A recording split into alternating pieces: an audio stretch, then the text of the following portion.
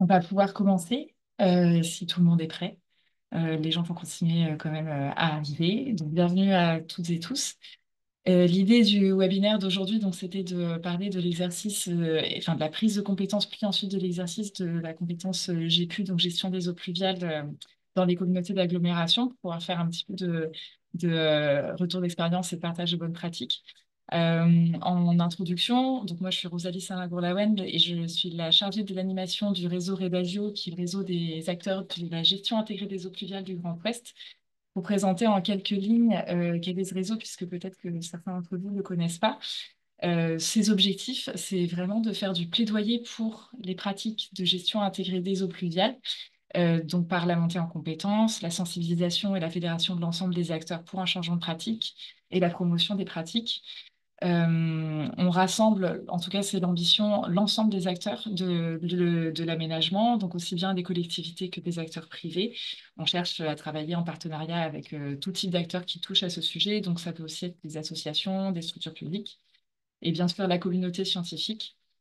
Quand on parle de gestion intégrée des eaux pluviales, on sort souvent cette image de la ville éponge pour illustrer vraiment l'infiltration des eaux à la parcelle et dans le sol. Ça, c'est pour vous montrer un petit peu les externalités positives qui sont possibles, donc la lutte contre les inondations et pour l'adaptation au changement climatique, pour passer de la ville imperméable à la ville perméable. La GEP regroupe plusieurs types de techniques. Vous en avez quelques-unes ici, pardon. Il s'agit à la fois de travailler sur donc l'aménagement de la voirie, par exemple avec des chaussées perméables, aussi de végétaliser donc ce qu'on appelle des solutions fondées sur la nature avec des noues, des espaces verts creux, des jardins de pluie. On travaille aussi potentiellement sur tout ce qui est toiture végétalisée. Donc ça, ce sont des techniques qui vont nous intéresser, qui vont intéresser les personnes qui sont impliquées au sein du réseau, et on va organiser des échanges sur ces techniques. Aujourd'hui, le réseau est porté par une douzaine de collectivités, donc à peu près dans un triangle Brest, Le Mans, La Rochelle. Néanmoins, on n'est évidemment pas du tout fermé à créer des partenariats avec d'autres collectivités. Déjà, voilà, c'était l'idée aussi de ce webinaire, c'était de faire connaître le réseau. Et on est porté aujourd'hui par l'Institut Agro de Rennes-Angers, enfin en l'occurrence ici à Rennes. Donc, on organise des webinaires comme celui cet après-midi, aussi des webcafés plutôt réservés aux agents des collectivités et des journées techniques. Voici quelques exemples. Donc, ça, ce sont les webinaires qui ont déjà été organisés ou auxquels on a pu participer. Tant pour parler des enjeux de la compatibilité entre la GEP et les enjeux de VRD, plutôt de la sensibilisation sur les techniques de GEP. Ça, c'est le webinaire d'aujourd'hui. J'attire votre attention sur le dernier webinaire de l'année qui aura lieu la semaine prochaine sur les aménagements dans les cours d'école. Les inscriptions sont ouvertes, vous trouverez les informations sur le site.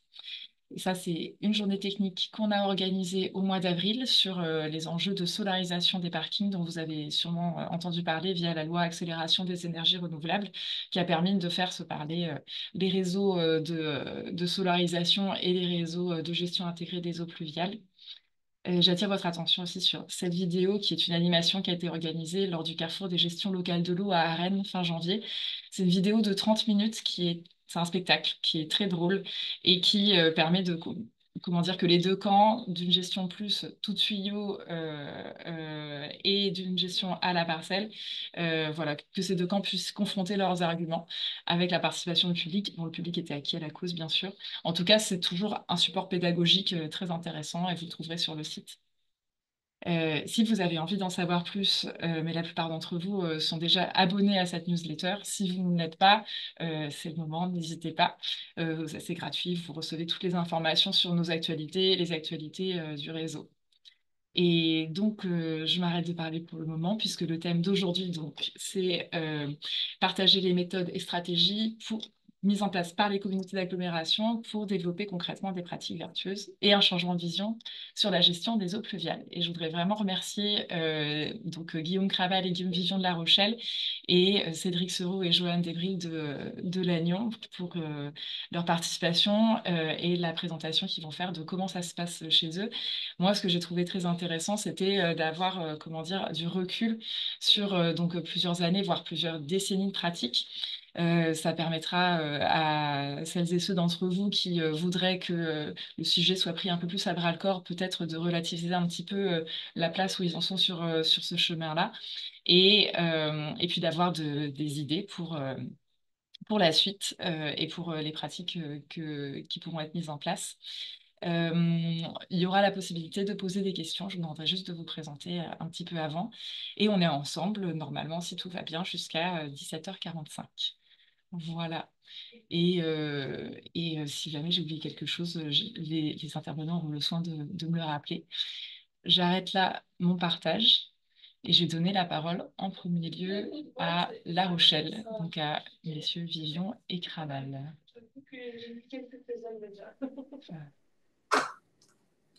Bonjour. Bonjour.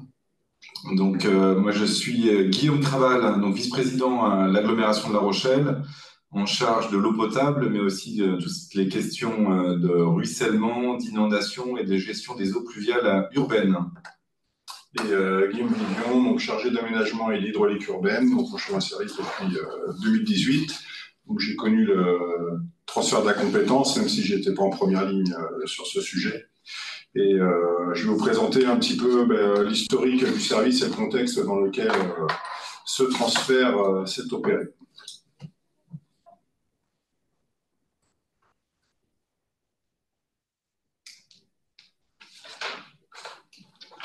Alors, si c'est bon pour vous. C'est bon. Donc, une petite présentation du territoire. Donc, La Rochelle, une agglomération, 28 communes, 175 000 habitants, aux dernières nouvelles.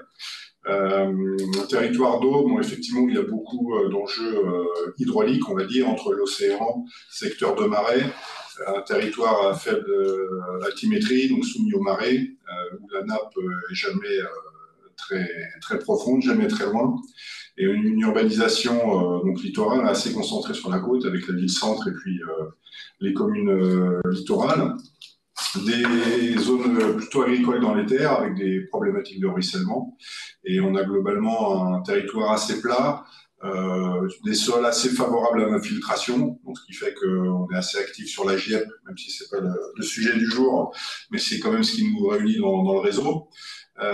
Et puis donc un système d'assainissement séparatif, donc qui nous permet aussi d'être tout à fait concentré sur la gestion des eaux pluviales, en étant vraiment déconnecté, c'est le cas de dire, de l'approche tout tuyau et de pouvoir envisager de la déconnexion, d'infiltration le plus largement possible. Une petite historique du service eau pluviale. Donc, il a été créé en 2000 suite à des événements, un hiver très pluvieux, assez comparable à celui qu'on vient de connaître. Donc, c'était d'ailleurs de cet hiver-là que dataient les précédents records qui ont été battus il y a quelques mois en termes de cumul de pluviométrie. Donc, des sols. Guillaume, je me permets d'interrompre, j'ai l'impression que ça ne se défile pas pour nous. Je ne sais pas si ça défile pour vous, mais pour nous, le PowerPoint ne défile pas. On est toujours sur la première slide. C'est bon, super. C'est comme ça, là. Super, c'est bon comme ça. Bon, voilà, donc le service eau pluviale, comme je disais en 2000, record de pluviométrie à l'époque, et un orage très important en plein hiver qui a entraîné des désordres et des débordements. Et donc, il y a une volonté de l'agglomération de se doter de compétences et d'un service qui gérerait ces problématiques d'inondation liées aux eaux pluviales. Et donc, le service a été créé en 2000 et il y a un schéma directeur qui a été lancé dans la foulée, qui a été réalisé jusqu'en 2003, qui s'est appelé schéma directeur donc, des eaux pluviales primaires pour traiter les problématiques de ruissellement en dehors des zones urbaines. Et donc, une plaquette que vous voyez à l'écran qui avait été créée à l'époque pour expliquer la compétence. Donc, l'agglo intervenait hors zone urbaine, donc en complément de la GPU, en amont et en aval, et laissait toute la gestion des eaux pluviales des zones urbaines aux communes. Donc ça, c'était très clair. D'un point de vue géographique et technique, alors comme vous voyez aussi sur la plaquette, on était dans une approche tuyau. À l'époque, ça ne nous gênait pas de présenter les choses comme ça. Ça a un peu changé depuis. 2014, une extension, 10 communes supplémentaires qui rejoignent l'agglo, une actualisation. Et donc le principe, c'était de faire de la gestion quantitative en amont, donc lutter contre ce risque d'inondation avec des bassins tout en amont des zones urbaines, des bassins de rétention avec des grandes capacités de stockage. Et puis L'aspect qualitatif, plutôt en aval des zones urbaines, avec des bassins de rétention et garantir une qualité acceptable pour le milieu récepteur, en l'occurrence, le plus souvent, c'est l'océan directement, avec les enjeux qui sont associés, baignade, production conchilicole, etc. Et donc, un événement important qui est venu aussi marquer la vie du service, c'est la tempête Cynthia en 2010, où là, la dimension submersion marine est venue s'ajouter un petit peu aux missions sur lesquelles on travaillait. Et donc, tout ça a été traduit et concrétisé avec la prise de compétences GEMAPI en 2018. Et donc, la notion de prévention des inondations, c'était à la fois effectivement les eaux de ruissellement, provenant de l'amont, et les eaux de submersion, les eaux océaniques. Voilà. Sur la slide suivante, donc les activités du service pendant entre 2000 et 2020 jusqu'au transfert de compétences. Donc je l'ai expliqué, c'était les schémas directeurs. Déjà, prendre en charge et gérer des ouvrages de gestion sur le territoire. Et puis assez vite, en 2004, l'instruction des autorisations d'urbanisme pour le compte des communes, qui permettait là d'avoir quand même un lien avec justement les eaux pluviales urbaines, puisque l'idée c'était de valider des projets, éventuellement des créations, des extensions de réseaux, des raccordements, etc. Donc on était quand même en lien avec l'exercice par les communes de la gestion des eaux pluviales. En 2008, un cahier de prescription technique a été créé, applicable sur les zones d'activité d'intérêt communautaire. Donc le service était quand même présent sur le territoire des communes par le biais de ces zones d'activité qui relevaient de la compétence de l'agglomération et dont l'agglo était gestionnaire. Donc en fait, dans les zones d'activité, c'est le service eau pluviale qui accompagnait la gestion donc, des eaux pluviales. Et ce cahier de prescription technique, il était rendu applicable sur le territoire des communes par délibération. Donc il y avait déjà des premiers ponts techniques qui se sont tissés entre les communes et le service. En parallèle, il y a eu un travail qui a été fait sur l'urbanisme, les règles d'urbanisme, avec une harmonisation des différents PLU, des différentes communes, et une même règle qui était reprise sur l'ensemble des communes sur le mode de gestion des eaux pluviales. Donc priorité à l'infiltration, même si ça restait très théorique et assez peu appliqué. Et en dernier recours, le débit, rejet à débit régulé, 3 litres secondes hectare, conformément aux slages en vigueur sur les différentes périodes. Un autre aspect important, c'était l'accompagnement des communes pour la réalisation de leur schéma directeur eau pluviale, et ce qui permettait là aussi d'avoir aussi une certaine harmonisation sur le territoire, et puis d'aboutir finalement à une connaissance assez forte du territoire en complément du schéma directeur primaire. On avait l'ensemble des données, l'AGLO disposait de l'ensemble des données sur toutes les communes. Donc les schémas directeurs, ils ont été réalisés sur les 28 communes. Les derniers, ils ont été finalisés 2020-2021. Donc vraiment, quand le transfert a été effectif, c'était quasiment fait. Donc on connaissait l'ensemble du patrimoine, on connaissait les secteurs à enjeu, les zones de débordement, etc.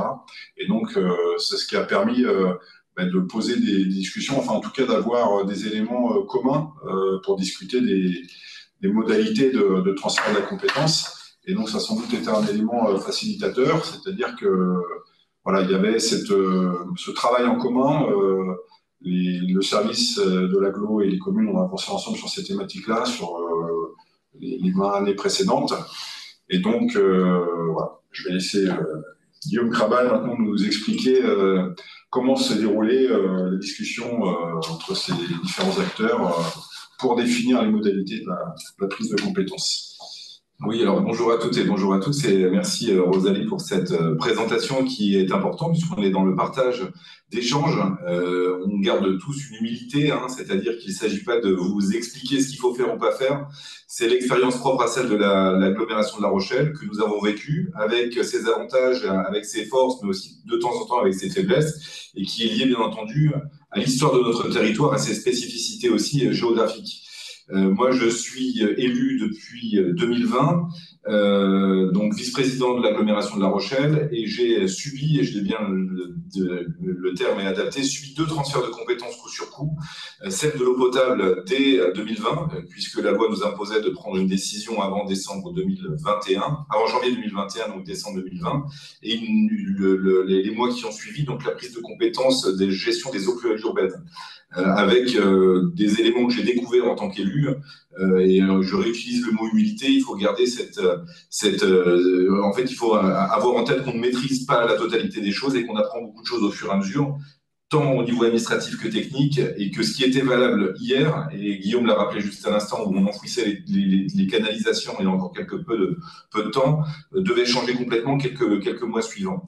Le premier principe qui a été acté, la première raison aussi, et qui nous a renforcé dans l'idée que la loi était bonne, dans ce transfert de compétences gestion des eaux pluviales urbaines, c'est que pour nous, l'agglomération de La Rochelle, il était important de maîtriser l'intégralité du cycle de l'eau et de ne pas saucissonner ses compétences, puisque le cycle de l'eau est un seul et même cycle. Et quand on joue sur la question des eaux pluviales, on intervient aussi au bout du compte sur la question des eaux pluviales, sur la question des milieux.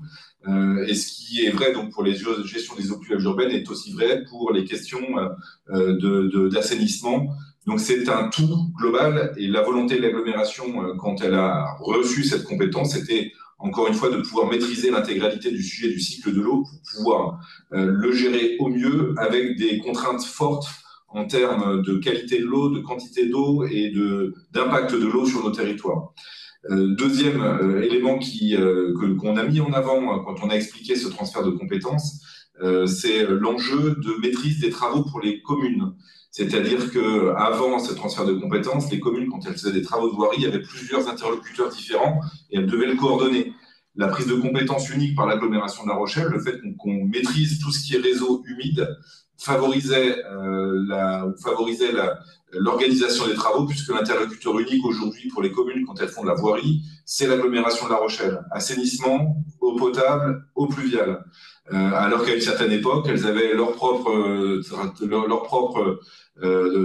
travaux, leurs propres entreprises pour les questions d'eau pluviale urbaine. L'assainissement était porté par l'agglomération, et pour une partie de l'eau potable, c'était donc un syndicat ou une entreprise privée. Donc on a expliqué aussi que c'était l'occasion, après l'eau potable, la gestion des eaux pluviales urbaines, de coordonner l'organisation des travaux sur leur territoire. Donc un interlocuteur unique, l'agglomération. Et puis enfin, on a expliqué aussi qu'on avait une ambition collective sur le territoire de l'agglomération qui était liée donc à cette gestion intégrée des eaux pluviales urbaines et au fait qu'il fallait changer notre modalité, nos pratiques quant au traitement de l'eau pluviale, de ruissellement, et qu'il fallait donc passer du tout tuyau à une infiltration au plus proche de l'endroit où la goutte d'eau tombe. Une fois qu'on a dit ça, c'est les grands principes qui nous ont réunis. Et ben on s'est retrouvé face à des problématiques très administratives et financières, puisque le transfert de la compétence GEPU se réalise par le biais d'une CLET, donc une commission locale alors j'ai plus l'évaluation des charges transférées. L'évaluation des charges transférées, qui doit donc être votée par le conseil communautaire, qui valide le transfert des charges entre les communes et l'agglomération, et qui s'applique une seule fois pour toutes. Donc on a eu un gros travail à la fois administratif et financier pour évaluer justement ce transfert des charges, qui est le préalable nécessaire pour imaginer ensuite travailler sur la compétence.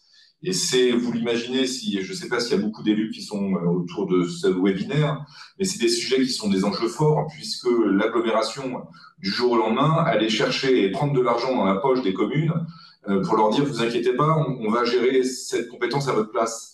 Et donc, quand on joue sur des budgets qui sont très faibles sur certaines communes, on avait l'impression qu'on allait leur arracher les yeux, et qu'encore une fois de plus, l'agglomération venait déshabiller les communes pour gérer les compétences à leur place. Donc il y a un beau travail, on va dire, politique, d'accompagnement, mais qui s'associe aussi aux éléments techniques et financiers.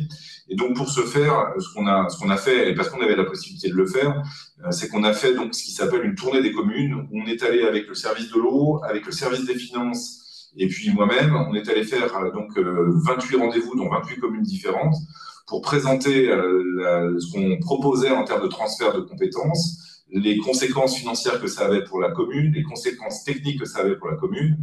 Et donc, vous pouvez continuer juste, Guillaume, dessous. Donc, on a présenté la définition de ce qu'était la GEPU, ce qui était à la charge des communes et ce qui devenait tout d'un coup ce qui devait être transféré donc à l'agglomération, avec des difficultés de compréhension sur ce qui reste à la charge, encore aujourd'hui, ce qui reste à la charge de la commune et ce qui est à la charge de la collectivité, de l'agglomération. Donc c'est ce schéma qui a été transféré aux différentes communes. Ce qui est en vert reste du ressort de la commune, ce qui est en bleu est du ressort de l'agglomération. Et c'est vrai que la frontière est parfois tenue, et c'est encore aujourd'hui une difficulté qu'on a de savoir ce qui était la charge de qui. Concernant l'aspect financier des choses, on a donc récupéré l'intégralité des données financières des communes et leurs dépenses en termes de fonctionnement, en termes d'entretien et puis en termes d'investissement sur la partie donc, de la gestion des eaux pluviales urbaines. Et au lieu de l'appliquer bêtement, puisqu'on a une différence de traitement en fonction des communes, on a établi une moyenne haute et une moyenne basse qu'on leur a présenté, qu'on leur a proposé, et c'est sur ce chiffre qu'on s'est appuyé pour leur proposer un transfert. De façon très schématique, alors bien sûr, ça prend en considération le nombre de kilomètres linéaires de canalisation, avec de ce qu'on appelait l'effet tunnel, plus 25% et moins 25% par rapport à la moyenne. Bref, c'était un calcul assez savant qui a été présenté donc, lors de cette tournée des communes. Et le principe qui a été retenu, c'est que bien sûr, l'agglomération récupérait toute la partie fonctionnement, mais comme elle n'avait pas les moyens de s'occuper de l'exercice de la compétence directement sur les communes, par convention et une fois le reversement fait à l'agglomération, elle demandait l'exercice de la compétence aux agents des communes concernées. C'est-à-dire qu'on le reverse chaque année la somme, moins 10%, puisqu'il y a une partie qui est conservée par l'agglomération pour les instructions, pour le suivi de chantier ou ce genre de choses. Par contre, les communes ont la charge de l'exercice de la compétence avec les moyens et les agents communaux. À la condition, bien entendu, qu'elles éditent un rapport annuel expliquant et validant l'intégralité des dépenses qu'elles ont effectuées en termes de GPU sur l'année écoulée. On verra juste après les conséquences que ça a, et puis au bout de 2 ans, au bout d'1 an et demi, ce qu'on propose comme évolution, parce qu'on a bien vu qu'il y avait des problématiques de ce transfert. En tout cas, la question a été tranchée en termes de fonctionnement par la CLECT à l'unanimité, sur le fait de dire on récupère une partie des dépenses que vous établissiez pour le fonctionnement et l'entretien des canalisations, et on le reverse ensuite aux communes moins 10% pour que vous puissiez l'exercer. En termes d'investissement, je pense que c'est la slide d'après. Donc là, beaucoup plus simple, hein. On a repris les charges déclarées par les communes, qui étaient d'1,2 million d'euros par an. On a calqué, on a imaginé le renouvellement intégral du réseau sur 100 ans qui aurait un coût de 315 millions. On a intégré le coût des travaux des schémas directeurs qui avaient été établis auparavant par Guillaume, et on a fait un peu, enfin par Guillaume, par le service de l'eau, et on a fait une moyenne en fonction de ces différents chiffres pour établir ce que les communes versaient à l'agglomération. Et là, par contre, à la différence du fonctionnement, c'est l'agglomération qui se charge aujourd'hui intégralement du suivi des nouveaux projets d'investissement en termes de gestion des eaux pluviales urbaines. Juste le tableau suivant.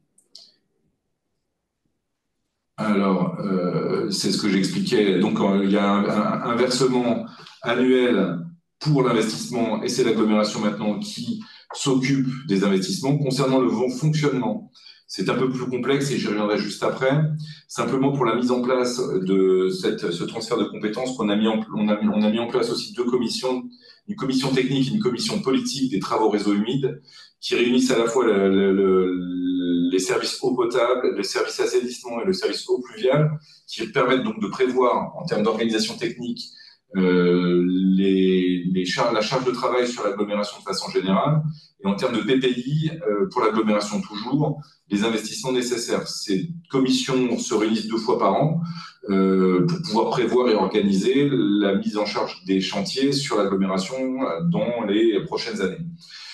Je reviens sur le fonctionnement qui aujourd'hui nous pose le plus de difficultés. On se rend compte qu'on reverse bien l'argent aux communes et que les questions d'entretien des canalisations ne sont pas toujours prioritaires pour différentes raisons. D'une part parce que les communes n'ont pas les moyens humains de le faire, les moyens techniques de le faire, et c'est pas encore une fois une question de priorité parce que ce qui se passe sous le sol n'est pas toujours dans la priorité des élus qui préfèrent se consacrer aussi à ce qui se voit. Mais encore une fois, il y a aussi la capacité technique des communes à faire. Et donc aujourd'hui, on revient un petit peu en arrière, puisqu'on se rend compte aussi, on l'a vu à l'occasion des désordres et des inondations qu'il a pu y avoir au mois de novembre dernier à La Rochelle. Certaines communes sont des réseaux qui sont très bien entretenus et les conséquences, il y a peu de conséquences liées aux fortes pluies. Par contre, les communes qui n'entretiennent pas leur réseau ont vu des problématiques de débordement, d'inondation, d'inondation de caves ou de voisinage. Et c'est la responsabilité, c'est celle de l'agglomération maintenant. Donc, on est en train de faire une nouvelle tournée des communes pour proposer de revenir un petit peu en arrière et de proposer aux communes qui le souhaiteraient de nous redonner finalement ce que nous leur reversions par convention pour pouvoir mettre en place un vrai service donc, avec des agents dédiés aux questions d'entretien des canalisations et des réseaux d'eau pluviale gérés par l'agglomération de La Rochelle et qui pourraient donc garantir que la compétence est exercée de façon complètement uniforme sur les territoires de l'agglomération, ce qui n'est pas le cas aujourd'hui parce que les communes le font quand elles entendent, quand elles le peuvent. Malgré l'édition du rapport annuel, on se rend compte que la difficulté, c'est non pas le sérieux, mais l'homogénéité de la mise en place de cette compétence sur l'intégralité du territoire.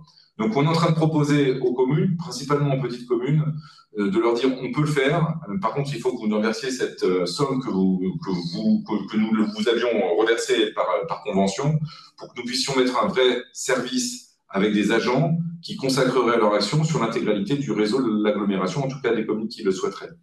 Moi, ce que j'en retire comme expérience, c'est que de ce transfert de compétences qui s'est plutôt bien déroulé à l'époque où nous l'avons mis en place, c'est qu'il n'y a rien de figé, c'est-à-dire qu'il faut estimer que ce qu'on a testé une première année, c'est des choses qui peuvent être évolutives et il faut faire preuve de souplesse. Deuxième chose, c'est que ça passe avant tout par des questions, et vous le verrez si vous transférez la compétence dans les mois qui viennent, par des questions financières où les maires sont très inquiets de l'argent qu'on va leur prendre, qu'ils ne pourront plus mobiliser pour autre chose. Mais il faut bien leur expliquer que c'est aussi du coup une responsabilité nouvelle qu'on leur retire et qui sera donc portée par l'agglomération en tant que telle directement et qu'ils n'auront plus du tout à dépenser cette somme-là. Mais malgré tout, on vient prendre dans leur budget quelque chose qui existe et donc on vient baisser leur capacité budgétaire. Et ça, c'est quelque chose qui est difficile à entendre. Il faut faire comprendre aussi aux élus, aux services, et c'est le plus difficile, de l'intérêt global de la chose. Un intérêt économique, c'est-à-dire qu'aujourd'hui, en dehors du fait de dire on prend la compétence, c'est qu'on va l'exercer différemment. L'exercer différemment, c'est qu'on va arrêter le tout tuyau, on va donc faire la gestion intégrée des eaux pluviales urbaines. Et l'intérêt économique, ça sous-entend moins d'entretien des canalisations puisque tout va se faire à l'extérieur ou le plus possible à l'extérieur. L'intérêt aussi pour l'aménagement de nos villes et de nos communes de façon générale. On parle beaucoup des villes qui ont chaud aujourd'hui, donc faire du traitement de GEPU demain avec de la GIEP, c'est de la fraîcheur, de la biodiversité qu'on retrouve aussi autour des habitations. Pardon.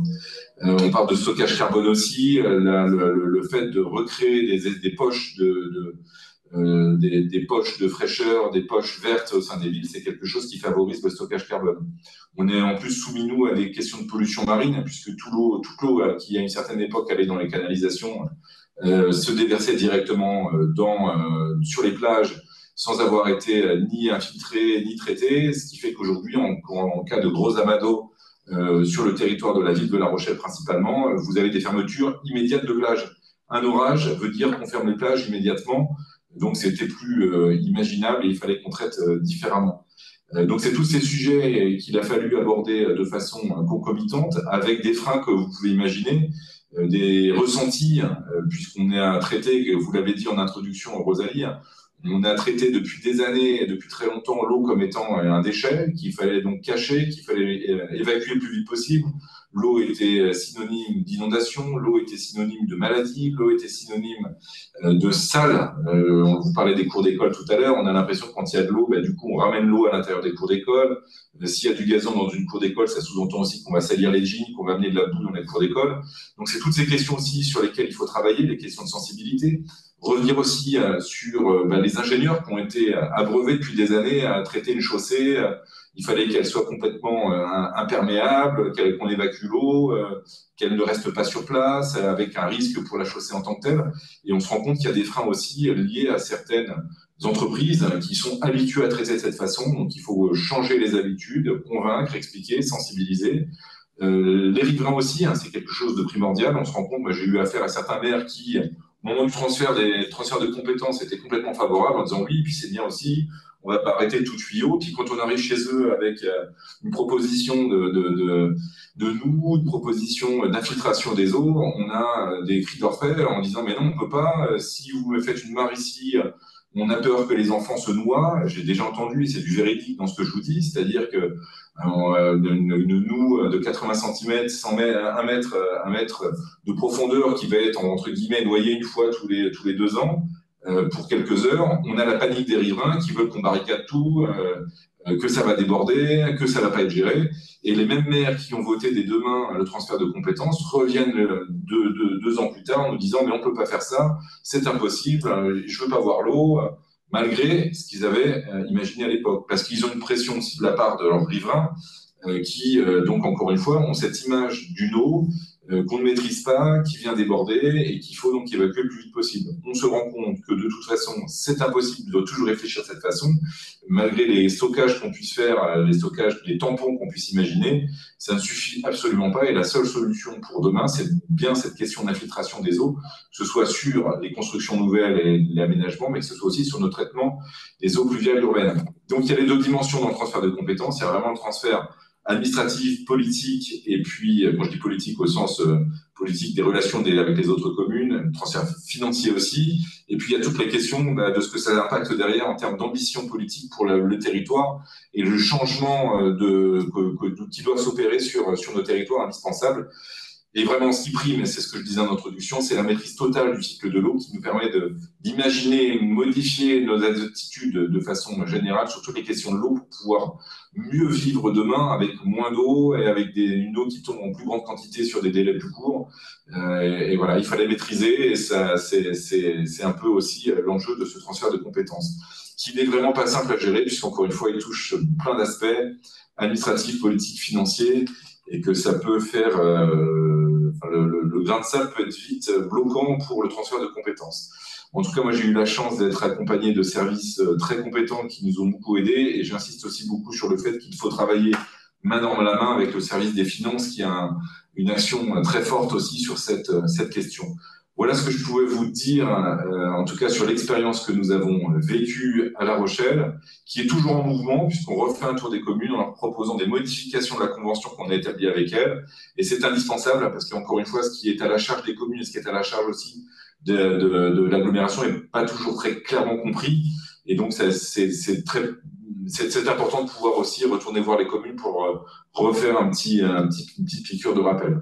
Donc voilà, j'essaierai de rester jusqu'au bout, Rosalie, mais je dois prendre un train puisque j'interviens demain sur les questions d'eau potable à Besançon et les problèmes de pollution d'eau potable par le chlorothalonil.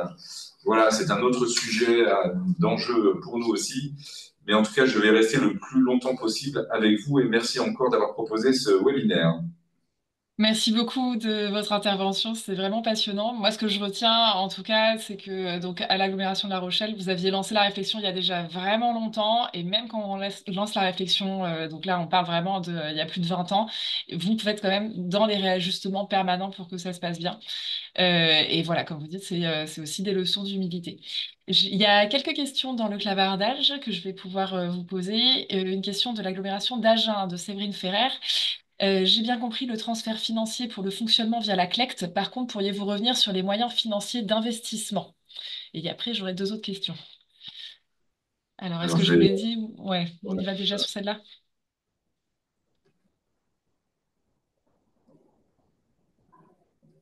Pour revenir sur les moyens financiers d'investissement. Ah, voilà. Donc, comme vous l'avez bien compris, l'aspect financier a surtout été porté par le service des finances, mais en tout cas, on n'a pas pris uniquement les charges déclarées par les communes, on a imaginé aussi s'appuyer sur 2 chiffres et sur 2 éléments qui étaient donc les schémas directeurs qui étaient validés par le service de l'eau à une certaine époque, qui nous donnaient donc un montant global, soit 24,5 millions nécessaires d'investissement sur la base de 20 ans, et sur ce que nous indiquaient moi je suis pas ingénieur, mais les techniciens en disant que normalement nous sommes censés changer le réseau tous les 100 ans, voire 80 ans. Ouais, je peux compléter. Effectivement, juste sur cet aspect. Donc, les schémas directeurs, c'est comme j'ai expliqué, donc, toutes les communes avaient fait leur schéma directeur. Il y avait des désordres qui étaient identifiés et des aménagements qui étaient proposés, qui étaient chiffrés. Donc, en fait, on avait un total des travaux engagés, d'après ces différentes études, pour résoudre les problèmes hydrauliques sur le territoire, donc à hauteur de 24 millions d'euros. Et pour la partie vie du réseau renouvellement, effectivement, le calcul qui a été fait, c'est d'imaginer un renouvellement intégral du réseau sur une centaine d'années, et le coût, donc ramené au linéaire, je suppose que ça a été calculé comme ça à l'époque, le coût, donc il y a la référence ici, patrimoine enterré des communes, 315 millions d'euros, donc divisé par 100, le montant total d'investissement était estimé à 3 millions d'euros par année. Et ce que je vous propose, puisque c'est une question un peu particulière et qui donc nécessite aussi l'intervention de nos collègues des finances, c'est qu'on puisse vous envoyer les éléments très clairs par rapport au choix qui était fait et l'exemple aussi. On a fait des tableaux commune par commune qu'on a présentés à chaque fois, que chaque commune comprenne comment on avait été calculé le montant de son transfert de compétences en termes d'investissement. Et vous le voyez bien aussi que ça n'a pas été pris sur une année X, c'était sur une moyenne des dépenses réalisées sur la commune sur une certaine période, sur 5 ans en fait, 2014-2019 à l'époque, puisque c'était juste avant le transfert de compétences. Mais sur ces questions très précises de transfert de compétences et les impacts financiers en termes d'investissement et comment on l'avait calculé, ce que je propose à Séverine Dagen, c'est qu'on puisse lui envoyer les éléments et qu'elle puisse peut-être échanger davantage avec les services des finances qui pourront peut-être plus répondre aux questions que nous. Et, juste un dernier complément, alors effectivement, moi je ne maîtrise pas non plus ces aspects financiers, mais je sais que sur cette somme de 3 millions d'euros, ce qui a été convenu, c'est que on savait que les communes, comme c'est indiqué au-dessus, globalement avaient une capacité d'investissement d'1 million d'euros par an. Et donc il était prévu que ce soit l'agglo qui engage les 2 millions supplémentaires pour pouvoir assurer ces niveaux d'investissement qui avaient été estimés dans ce cadre-là. Mais effectivement, on laissera nos collègues des finances amener plus de précision si besoin. Merci beaucoup pour ces éléments. Je m'occuperai de faire la mise en relation donc, avec l'agglomération d'Agen. On a une question également de Christelle Ledillot de l'agglomération de Saint-Malo. Les communes portent-elles la charge technique et financière des extensions de réseaux, nouveaux réseaux en lotissement par exemple, et donc non listés au moment du transfert, ou les extensions sont-elles portées et financées par le PCI? Alors, c'est maintenant le PCI qui finance les nouveaux investissements, puisque là, c'est vraiment le transfert de charges et le transfert d'investissement. Par contre, les investissements sont moins lourds que ce qu'ils n'étaient à une certaine époque, puisque maintenant, c'est l'agglomération qui les porte et qui, du coup, fait qui fait plus de tuyaux, ou en tout cas le minimum vital, ou le minimum indispensable. Et c'est aussi toute la difficulté qu'on a avec les communes, parce que quand on intervient aujourd'hui en disant on va vous faire tel type d'aménagement, certaines communes rechignent un peu parce qu'elles ont des craintes sur on va dire, la mise en charge des noues ou des réservoirs qu'on peut faire à proximité. Donc, il y a une peut-être crainte. En tout cas, pour répondre à la question, l'extension et l'investissement nouveau sur les lotissements, alors je ne parle pas des lotissements privés, hein, je parle bien de ce que la commune porte en tant que telle, c'est l'agglomération. D'où aussi la nécessité de mettre en place une commission technique et une commission politique plusieurs fois par an pour vérifier et pour planifier les investissements nécessaires de l'agglomération sur les années à venir. Et puis, on a besoin de connaître les projets des communes, les projets de rénovation des voiries, pour pouvoir les faire coïncider avec nos capacités techniques à mener les choses et nos moyens financiers. Merci beaucoup pour cette réponse. Et enfin, la dernière question de Sabine Blanchet, qui ne dit pas d'où elle part.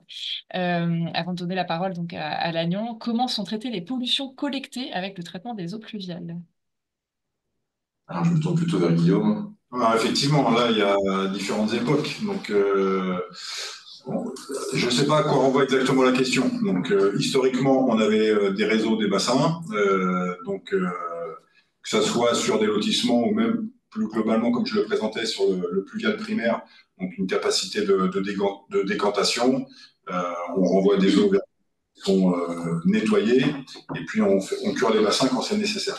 Aujourd'hui, on est dans une approche très différente où on évite cette concentration des eaux et on limite le ruissellement, on limite les apports de pollution et les concentrations. Donc en fait, c'est aujourd'hui, on n'a plus à traiter ces questions-là. En tout cas, ça fait pas assez longtemps qu'on utilise des noues pour traiter les eaux des voiries, si je peux simplifier, pour qu'on ait à se poser la question de la pollution dans ces noues. Et si c'est des pollutions accidentelles, pour rester sur l'exemple des noues, eh bien on les traitera comme dans le cadre d'un sinistre classique, que ce soit dans un tuyau ou pas, avec une purge, etc., une remise à l'état initial de l'aménagement qui avait été fait. Voilà. Bien, j'espère que ça éclaircit la question. En tout cas, on me dit dans l'oreillette que l'agglo de Lannion Trégor Communauté a des précisions à apporter, enfin des compléments à apporter sur la partie investissement. Donc, je vais leur laisser la parole. Je vous remercie encore beaucoup, vraiment chaleureusement, Monsieur Craval et Monsieur Vivian de La Rochelle. De toute façon, votre présentation sera disponible, sera envoyée à toutes les personnes inscrites et ainsi que la vidéo et donc le replay du webinaire. Donc, merci beaucoup de votre temps et de votre disponibilité. Et je vais laisser maintenant la parole du côté de Lannion à Cédric Soro et Joanne Desbril. Alors, comme il y a deux ingrédients connectés, je ne sais pas lequel je mets en épingle.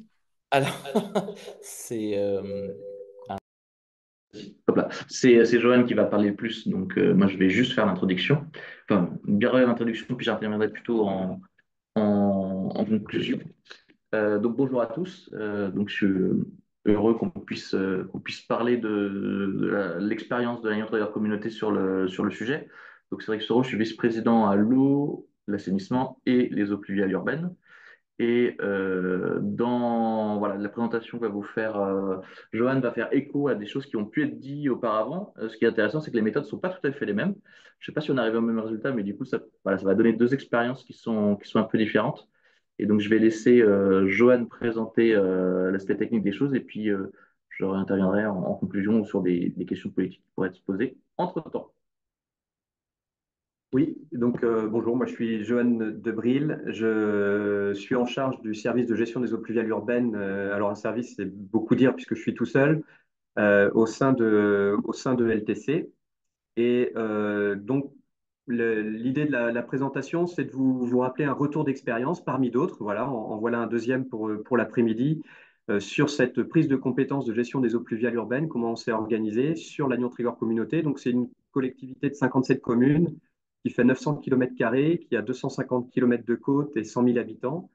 C'est une collectivité qui assure des politiques de l'eau depuis longtemps, notamment assainissement eau potable, GEMAPI un peu plus récemment, et donc gestion des eaux pluviales urbaines depuis 2020. Elle était structure porteuse de SAGE et elle est toujours d'un des deux principaux SAGE du territoire, donc le SAGE baie de Lannion, et porte depuis très longtemps les politiques de bassin versant.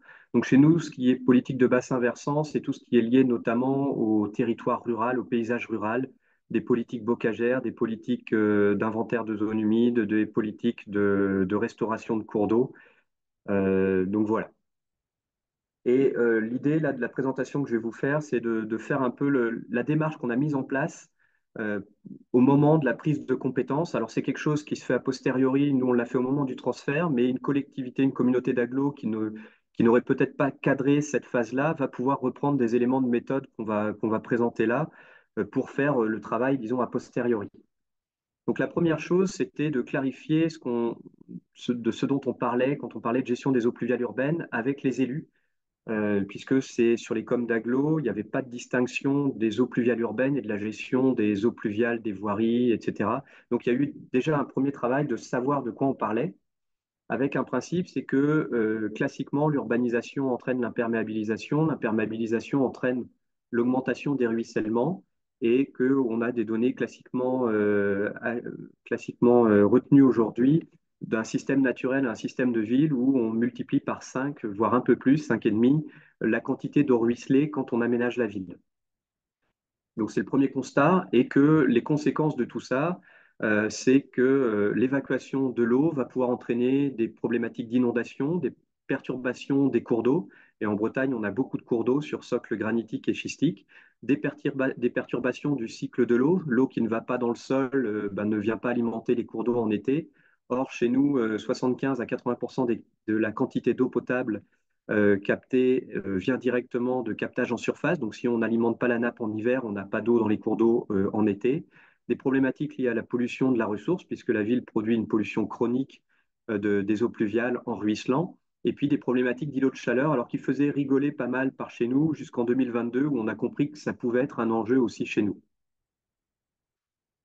Et avec un objectif commun qui a été fixé dès le début, de se dire comment est-ce qu'on change notre manière de voir les choses, est-ce qu'il faut continuer d'évacuer toujours plus vite l'eau pluviale, avec quelque chose qui a été acté autour de comment est-ce qu'on passe du tout tuyau à une gestion à la source avec les trois schémas de principe d'évolution que vous voyez en dessous. Donc qui ont été actés un peu dans la même démarche de sensibilisation. Ensuite, on a travaillé plus spécifiquement sur la compétence GPU en tant que telle et la manière dont on s'est structuré. Et donc, je vais vous décrire un peu une méthode pas à pas qui a donné lieu à un article dans la revue TSM de l'ASTE, donc Technique, Sciences, Méthode de l'ASTE, que vous pouvez retrouver. Donc, c'était le numéro 7 de l'année, numéro de 7 de l'année 2023. Et toute cette méthode a été accompagnée sous la forme d'un audit extérieur par un cabinet qui s'appelle Sepia Conseil.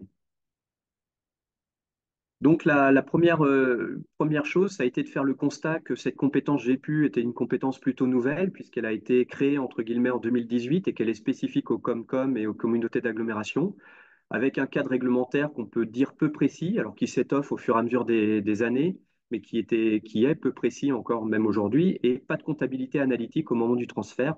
Donc difficile de flécher tout ce qui était lié à la GPU dans les communes. Donc le transfert nous a donné l'occasion de travailler, de faire un travail de clarification, que ce soit sur les enjeux, ce que je viens de vous présenter, mais également sur l'objet et la consistance de la compétence. Qu'est-ce que l'aglo devait faire au travers de cette compétence?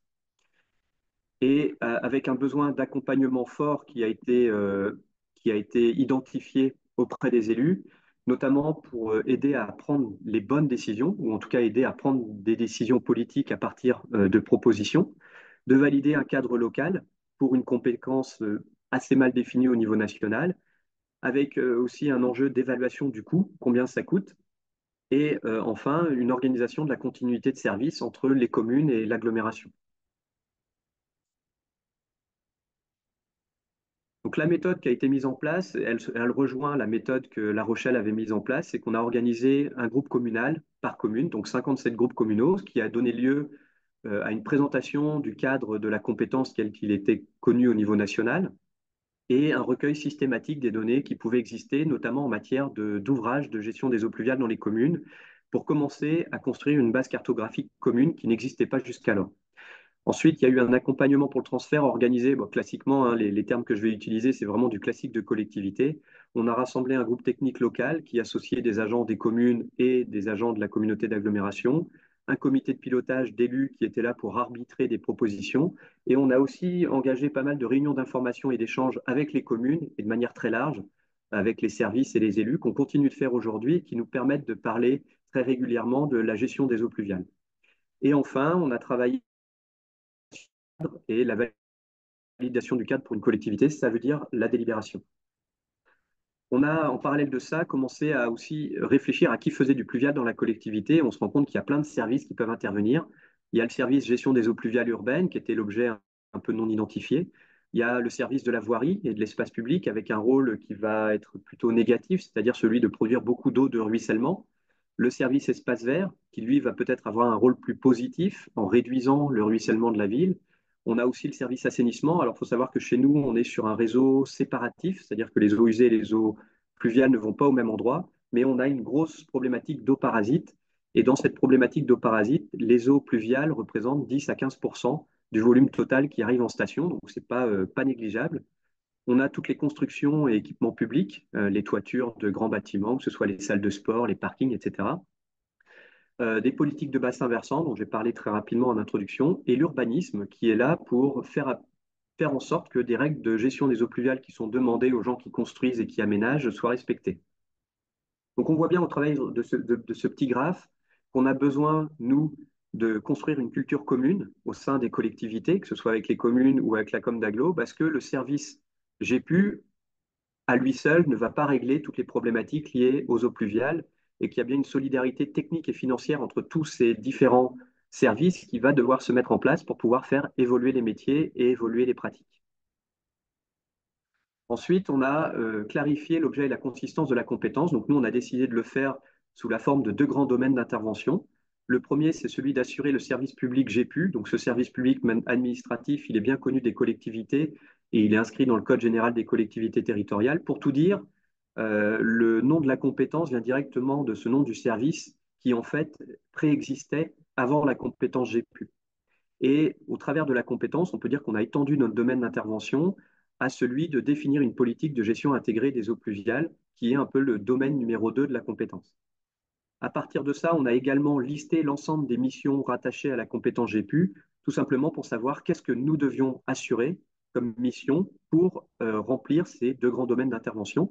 Et l'ensemble de ce que je viens de vous présenter, de ce qui va venir ensuite, a été mis dans une délibération fin 2021.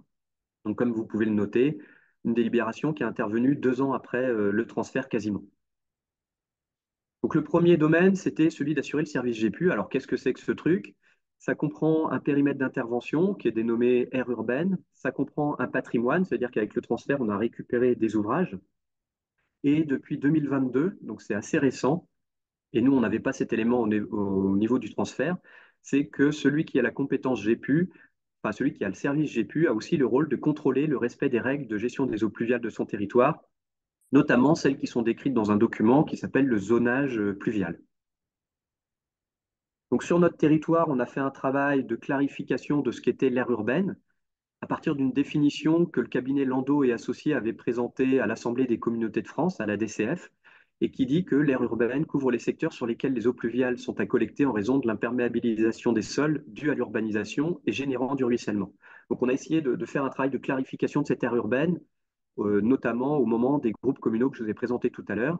Et pour le patrimoine, on s'est appuyé également sur un travail de Landau et Associés qui avait référencé un cadre souvent utilisé, donc c'est celui que vous avez à droite, qui indiquait à qui était tel ou tel élément de patrimoine, mais je pourrais rapidement y revenir s'il y a des questions là-dessus. Et au final, dans la délibération dont je vous ai parlé tout à l'heure, on a défini 6 grands principes qui permettaient de définir à la fois l'aire urbaine et le patrimoine de gestion des eaux pluviales. Sans rentrer dans le détail, juste pour dire que notre patrimoine GPU comprend les boîtes débranchement des particuliers, les branchements de ces boîtes jusqu'aux conduites principales, les conduites principales, les fossés, les clapets anti-retour, puisqu'on en a, nous, puisqu'on est sur un secteur littoral, les bassins enterrés, les bassins à ciel ouvert et les décanteurs sur conduite principale à partir du moment où ils sont identifiés dans l'aire urbaine. Et je vous ai mis en haut à gauche pour comparer peut-être avec vos collectivités les statistiques chez nous. Donc, on a à peu près 600 km de conduite, 100 km de fossés et à peu près 140 bassins. Au niveau du deuxième domaine, on s'est interrogé à savoir est-ce que c'était une lubie locale et donc évidemment de développer une politique GEP, j'ai envie de dire, c'est presque une obligation maintenant pour les collectivités puisqu'on a un certain nombre de documents, alors plutôt au niveau national ou à grande échelle, que ce soit le SDAGE ou le plan de gestion durable des eaux pluviales, mais on a aussi une déclinaison locale dans les documents des SAGE, dans les schémas d'aménagement de gestion de l'eau, et dans le SCOT qui nous demande d'aller vers cette gestion intégrée des eaux pluviales. Et donc pour ça, je ferai un dernier petit point sur la stratégie qu'on a commencé à mettre en place et qui doit répondre au développement de la GIEP sur notre territoire. Et enfin, le dernier élément, c'était de savoir les missions qu'on devait porter au travers de la compétence GPU.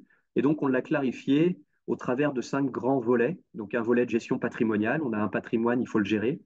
Un volet de planification et contrôle, on est en capacité de donner des règles de gestion des eaux pluviales dans la manière d'aménager et de construire le territoire, et ces règles doivent être respectées par tout le monde.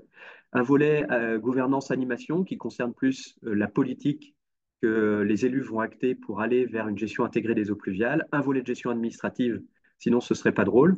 Et puis un cinquième volet plutôt lié aux investissements, que ce soit sur les travaux sur nos ouvrages, donc les travaux d'aménagement public, ou alors sur la réalisation d'études structurantes.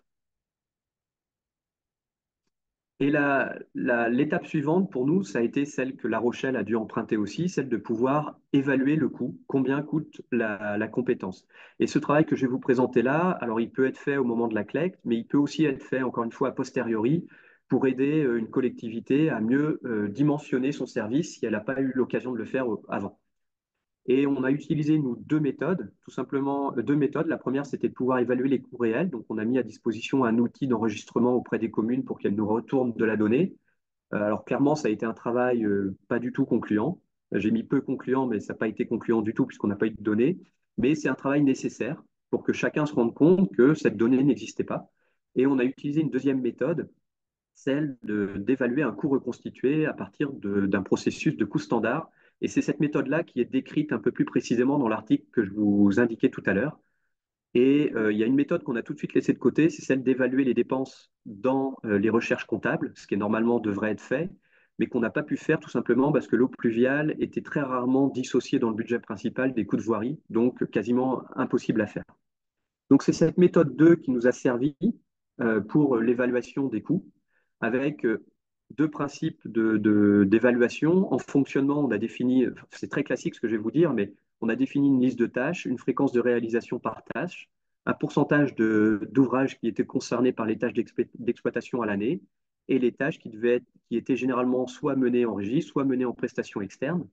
Et en investissement, on a utilisé des méthodes d'estimation des travaux d'aménagement sur les ouvrages publics, notamment sur les travaux de réseau, un petit peu, enfin, c'est pas un petit peu, c'était à peu près la même méthode que ce qu'a pu utiliser La Rochelle. On a également, sur des bases forfaitaires, évalué les coûts des travaux sur les autres ouvrages de notre patrimoine, ou qui allaient devenir notre patrimoine, et les besoins en études ciblées pour régler des problématiques identifiées. Et puis, on a estimé également des coûts pour mener des études structurantes à l'échelle de l'agglo, notamment deux études, celle d'un zonage pluvial et celle d'un schéma directeur de gestion des eaux pluviales, dont la forme et le contenu restent à préciser, même si on a un petit peu clarifié cet aspect aujourd'hui. Donc voilà ce que ça donne à l'échelle de notre collectivité. Ce que je vous propose, c'est de regarder directement en bas. On est sur un coût de fonctionnement de l'ordre de 660 000 euros estimés. Donc c'est voilà le coût qui était estimé, il était en première intention, il était évalué à 800 000. Et puis voilà, avec les discussions avec les communes, il a été réévalué à 660 000 et un coût d'investissement de 1 880 000 euros, avec un taux de renouvellement, enfin voilà, une méthode, la méthode que je vous ai indiquée précédemment.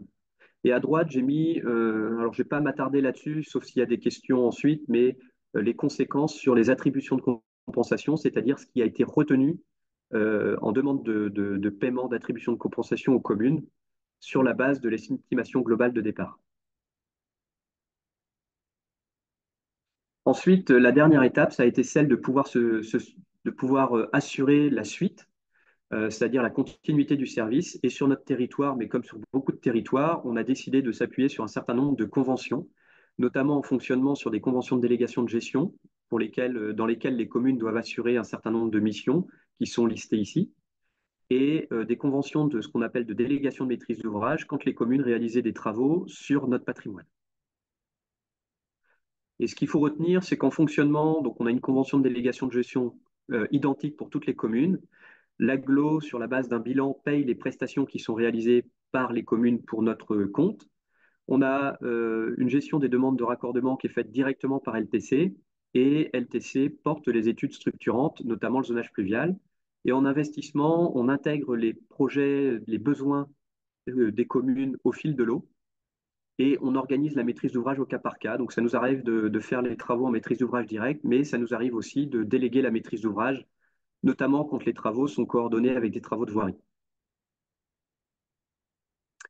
Et le dernier point sur lequel je voulais revenir, c'était plutôt ce qui concernait la GIEP et où est-ce qu'on en est après 2 ans de travail, puisqu'on peut dire qu'on a vraiment attaqué ce volet à partir de 2022, quand le transfert a été, on peut dire, soldé. Et donc cette politique de gestion intégrée des eaux pluviales, qui est pour nous le deuxième grand domaine d'intervention de la compétence, on l'a définie dans un plan d'action communautaire avec 4 axes de travail, donc un volet plutôt gouvernance, encore une fois lié à la politique, un volet sur les projets d'aménagement, c'est-à-dire faire en sorte que tout projet de construction ou de réaménagement prenne en compte un certain nombre de règles de gestion des eaux pluviales, un travail sur la ville existante, puisqu'on sait qu'aujourd'hui, 80 à 90% de la ville est déjà construite et que si on s'attaque uniquement au projet d'aménagement, on réglera pas tellement, on fera pas tellement bouger les curseurs de la gestion des eaux pluviales sur notre territoire. Et un volet patrimonial, puisqu'on a tout un patrimoine et notre objectif, c'est de le faire muter petit à petit vers des solutions de gestion à la source des eaux pluviales quand c'est possible. Et je vais m'attarder sur deux choses. Le premier, c'est plutôt sur le volet projet d'aménagement. Et donc, on arrive au terme de la rédaction de notre zonage pluvial. Il n'est pas encore validé, mais disons que la démarche est en cours. Et on a décidé d'acter le principe de gérer un gros volume d'eau, enfin une grande pluie, une pluie majeure, par infiltration et à la source dans les projets d'aménagement avec les règles que vous avez sous les yeux. Mais c'est pareil, je ne vais pas m'y attarder, mais on pourra, s'il y a des questions, pouvoir y revenir. Et ce principe de pouvoir gérer ce qu'on appelle chez nous une pluie majeure, donc évaluée à 60 mm, 60 litres par mètre carré, doit nous permettre, dans les projets complètement neufs, de ne plus faire de tuyaux. C'est ça notre objectif. Et le deuxième aspect, c'est plutôt sur la ville existante. Donc, on a commencé à travailler la question du schéma directeur, mais plutôt que faire un schéma directeur classique, La Rochelle vous a expliqué que souvent les schémas directeurs en ancienne version amenaient souvent à revoir du tuyau et de l'évacuation, donc ce n'est pas ce qu'on cherche. Donc, ce qu'on a commencé par faire, nous, c'est une étude de potentiel de déconnexion, qui est une statistique de notre capacité à faire en sorte que les eaux pluviales de la ville existante n'aillent plus dans les réseaux. Donc voilà, c'est un peu le résultat que vous avez sous les yeux. Ça donne des cartes assez jolies. Ensuite, on a un travail autour de la sensibilisation qu'on essaye de faire à chaque occasion, c'est-à-dire que dès qu'on a, c'est un peu une logique opportuniste, celle du pied dans la porte du commercial, hein, dès qu'on a la connaissance d'un projet, qu'on a l'occasion d'échanger avec un porteur de projet, on essaye de l'inciter à aller vers de la gestion intégrée des eaux pluviales. Ensuite, on essaye de partager des ressources et de développer des outils. Ça se fait au travers d'une assistance aux communes. On assiste les communes quand elles viennent vers nous à la rédaction de programmes pour qu'elles passent une commande adaptée. Ça commence déjà par ça, la gestion intégrée des eaux pluviales. On essaye aussi de faire du conseil dès que possible à la réalisation d'ouvrages.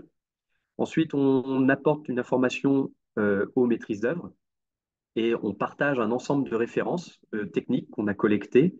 Et enfin, on a un atelier de formation au dimensionnement des ouvrages de gestion à la source des eaux pluviales. Et on a notamment formé notre bureau d'études internes à LTC et on envisage de pouvoir travailler avec les services communaux volontaires sur cet outil de dimensionnement GIEP en mode formation. Ensuite, on saisit toutes les opportunités qui se présentent, que ce soit en neuf, en réhabilitation ou ce qu'on pourrait appeler à saisir. Je vais vous donner trois exemples. En neuf, on réalise avec notre service bâtiment des bâtiments sur le foncier de LTC qui sont mis en location ensuite à des entreprises. Et donc, on a ce type de projet. Alors, c'est des ouvrages qui se vident, hein. Généralement, quand moi je passe, c'est qu'il a plu, donc c'est pour ça qu'il y a de l'eau. Donc, cela se vide. Alors, ce n'est pas le cas partout, mais cela se vide. On essaye de travailler sur la réhabilitation. Donc là, c'était dans le cadre de la mise en place d'ombrières photovoltaïques sur un parking de l'agglomération.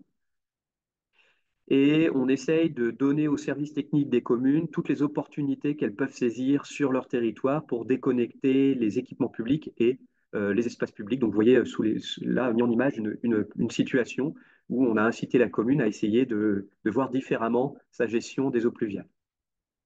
Et bien sûr, et moi je peux que vous inviter à nous rejoindre à Redagio, c'est participer au réseau d'acteurs.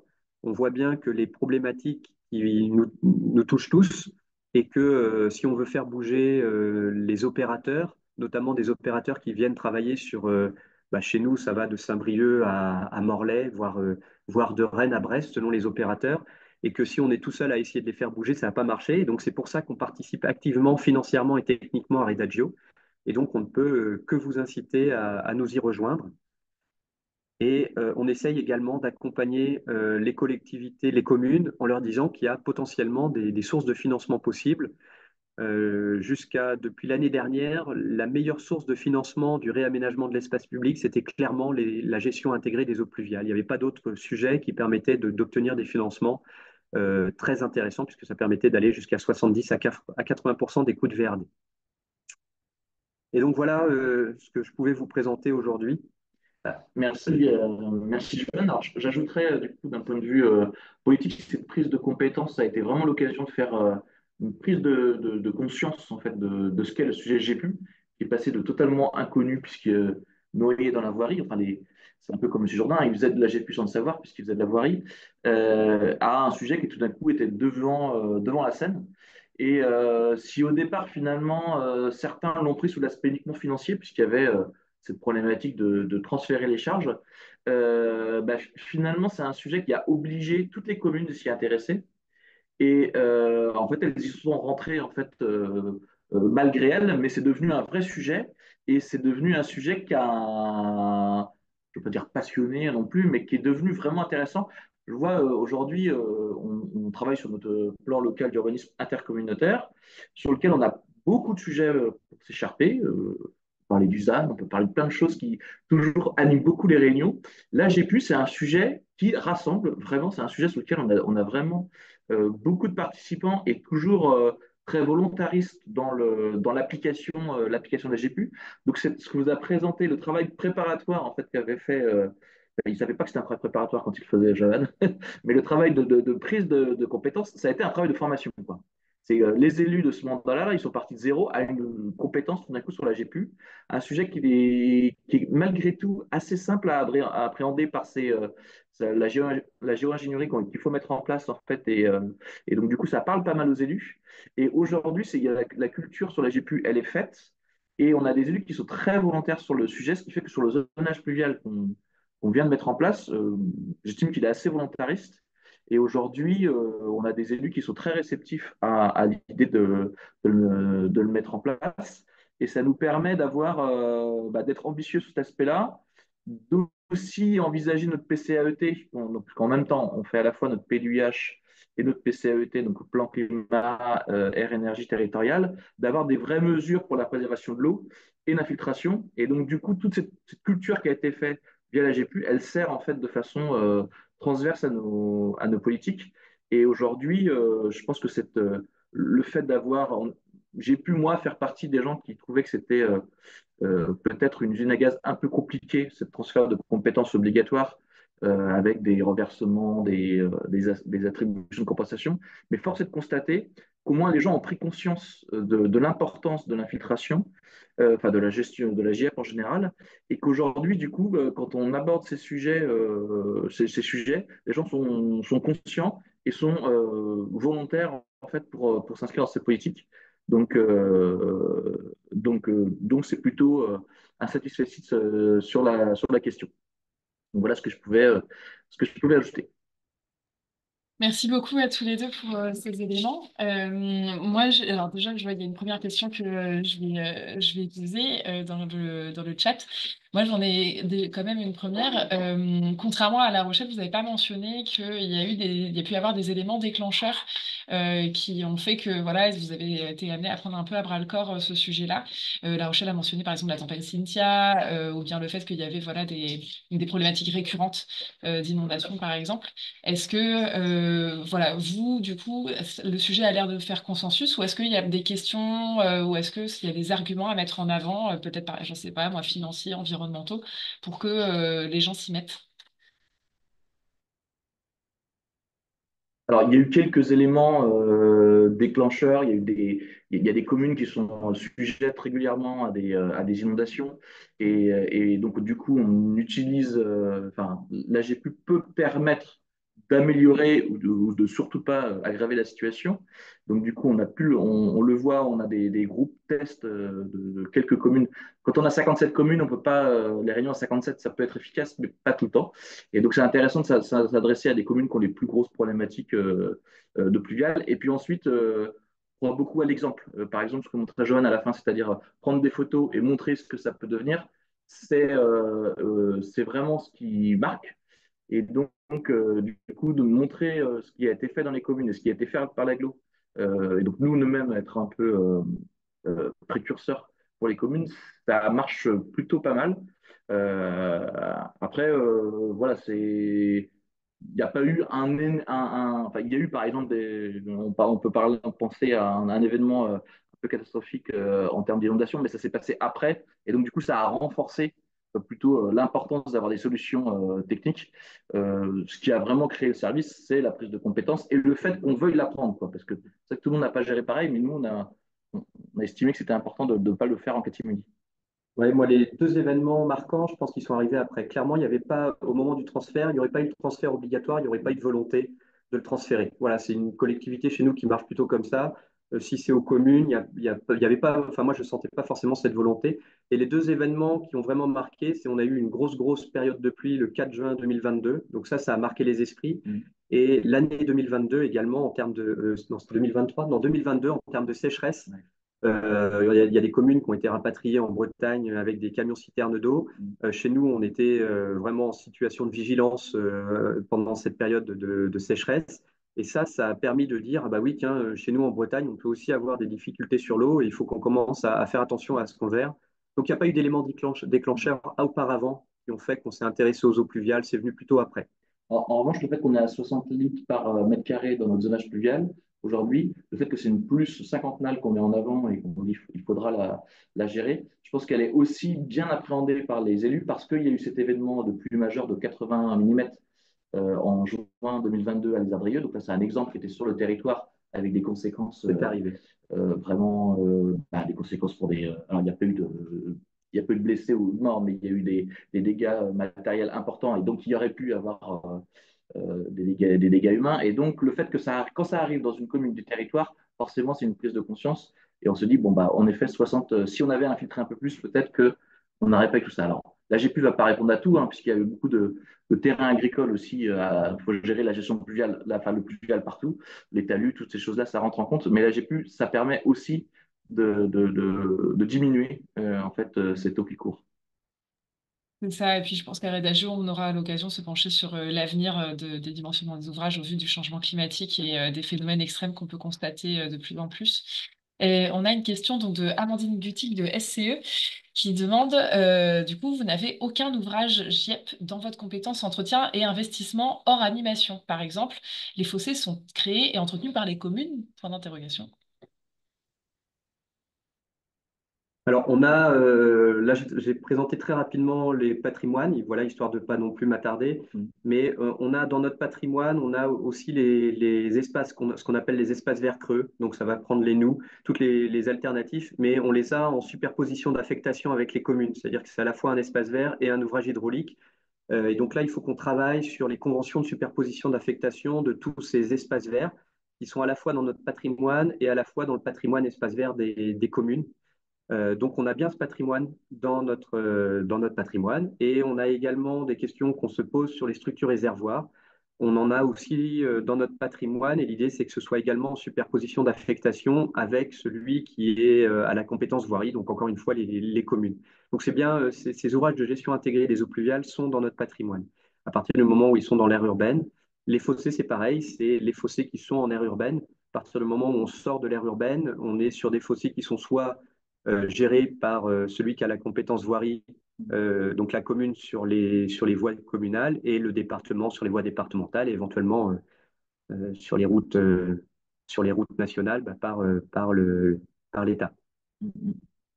Un peu, ça peut être l'occasion aussi de faire un point. Là, on arrive aux 3 ans de notre convention de délégation sur la partie fonctionnement des ouvrages et on se rend compte que les mesures d'entretien sont vraiment très diverses entre les communes et qu'on avait mis quelque chose au départ, il fallait bien commencer. Et là, on est à un point où justement, on va faire un peu le bilan et on va essayer d'uniformiser les pratiques. Ce qui est compliqué pour les ouvrages de type espace vert, c'est que, OK, il faut entretenir l'espace vert, mais où s'arrête l'ouvrage GPU et où commence le parc, enfin l'espace public, quoi. Donc il faut qu'on arrive à avoir quelque chose d'un peu uniforme, de s'assurer que ça soit entretenu partout, mais pas sur-entretenu à certains endroits, quoi. Et on n'a pas fait le même choix que La Rochelle, c'est-à-dire que nous, on reverse, on prend dans la C et après on reverse dans les conventions au réel, enfin, sur déclaration des communes. Et du coup, ça demande un travail un peu analytique. Et aujourd'hui, là, on va arriver bientôt à nos 3 ans de convention. Il est temps de faire le bilan et de voir où on va. Tout à l'heure, Johan montrait que c'était 660 000 euros le chiffre de fonctionnement pour toute l'agglo. Aujourd'hui, les communes mobilisent à peu près 400 000 euros de ces 660 000 euros, quoi. Donc, alors, voilà, tout n'est pas pour les communes parce qu'il y a des travaux qui sont faits par l'agglo. Mais ce travail, moi, je préfère dire ne pas restituer aux communes plutôt que prendre aux communes. C'était le vocabulaire que tu disais tout à l'heure à La Rochelle. Mais je pense que c'est important de bien comprendre que la compétence, elle est exercée par l'agglo et que du coup, les communes, en effet, une fois qu'on a prélevé la C, ben, on fait le travail et on voit ce qui reste pour redistribuer à la fin. Merci pour ces éclaircissements. Je trouve que ça répond aussi un petit peu à ce que disait La Rochelle sur la vigilance sur l'homogénéisation des pratiques avec les communes. J'ai reçu une question en message direct uniquement à moi, donc je la retranscris.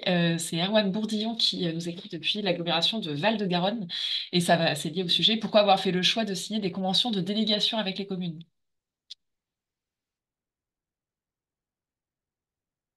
C'est tout, c'est la question. Alors, le choix de délégation avec les communes, c'est on n'avait pas de personnel à mobiliser et le choix des élus, c'était aussi de dire, enfin, les élus dans les communes souhaitaient garder leur personnel. Donc, à partir du moment où on était là, l'idée, c'était de plutôt s'appuyer sur du personnel existant qui restait dans les communes. Et donc, s'appuyer sur du personnel existant qui restait dans les communes pour des ouvrages qu'on peut appeler de proximité, par exemple l'entretien de fossés. Bah, le choix s'est porté tout simplement vers la convention de délégation de gestion, qui est l'outil de la collectivité, plutôt que de monter une équipe dédiée de 7, 8, 9 agents ou le suivi de contrats de prestation avec des particuliers dont on n'avait pas les capacités de suivre. Donc c'était finalement avoir une continuité dans l'exploitation et la maintenance des ouvrages tels que c'était fait par les communes, mais de commencer à les payer pour ce qu'elles faisaient pour notre compte, sans les déposséder de parties de moyens humains, quoi. On a une aglo qui est vraiment très étendue. Alors, elle est peut-être particulière par rapport à d'autres, puisque dans les Côtes d'Armor, il y a eu énormément de fusions de communautés de communes pour avoir des grosses communautés d'aglo ou des grosses communautés de communes. Ce qui fait qu'en termes d'entretien, en fait, sur une aglo aussi étendue, voilà, on n'est pas forcément dans cette. Enfin, il faudrait monter des grosses équipes, quoi. Donc, le choix, il a été celui-ci, avec un revers aussi, c'est que, en l'occurrence, aujourd'hui, on a une petite équipe GPU, et donc, du coup, il faut qu'on la fasse grossir. C'est aussi pour ça que cet asset de fonctionnement, en fait, elle sert globalement à la politique GPU et que l'aglo doit l'utiliser pour les besoins propres d'exécution de sa compétence. On trouve effectivement la même logique de La Rochelle de ne pas déshabiller les communes alors qu'il y a Mm. déjà quand même des compétences locales, quoi. Une question de Guillaume Pourré du bureau d'études Artelia. Quels sont les axes de financement des ouvrages de GIEP? Par exemple, en AEP, les ouvrages sont financés par les factures AEP, mais qu'en est-il de ces ouvrages?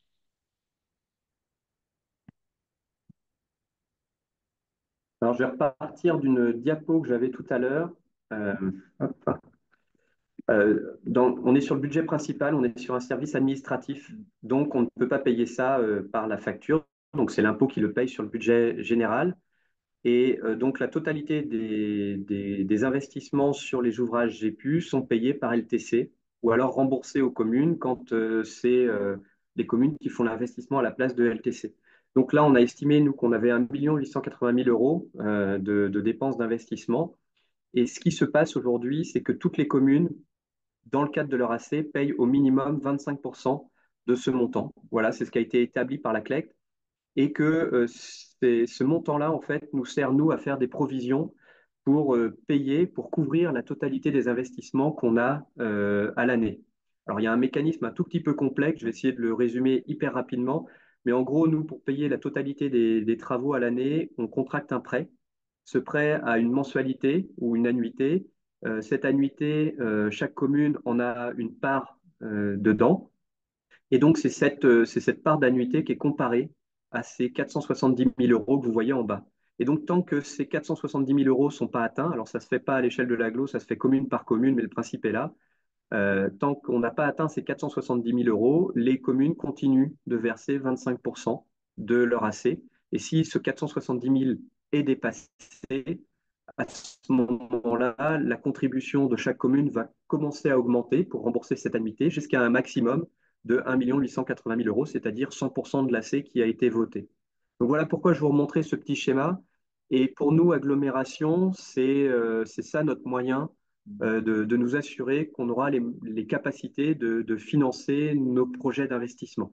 Donc c'est peut-être, je suis désolé parce que c'est un mécanisme peut-être un tout petit peu complexe, mais s'il y a des gens qui sont là-dedans tous les jours dans les collectivités, peut-être que le fait d'expliquer ça, ça va leur servir.